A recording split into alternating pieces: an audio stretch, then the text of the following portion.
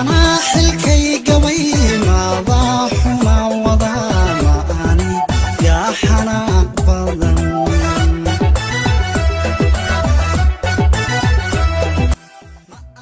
waxaynu ogsoonahay bulshada Soomaaliyeed in uu ku batay burburka qoysku dhageysta daawade maxaad kala socotaa dhibaatooyinka ay dumarku ku hayaan raga gasha wallahi loo ma yareysan ayaguna aad ayaa loo dhibaateeyaa gabdhuhu kaliya dadka badan Soomaaliyeed badan fiiriyaan laakiin ninka waa in la fiiriyaa moofta wiilku qof kaliya ilaa wax ma dulmiyo gabadhuna qayb bay ka ciyaartaa dulmiga iyo edeb darada iyo akhlaaq xumada qaraabadooda dariskooda saaxiibadooda ay gacan ka geystaan deganaanshaha reerka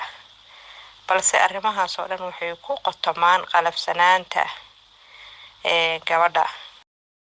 sidaas la mid ah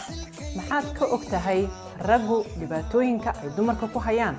ninka dabeecadda qalafsan dumarka wuxuu kula dhaqmaa waji arag ka muuqato farxad kuma soo qaabilo ragga kulli waa rag laakiin kuwa waxaa jira dabeecad kulul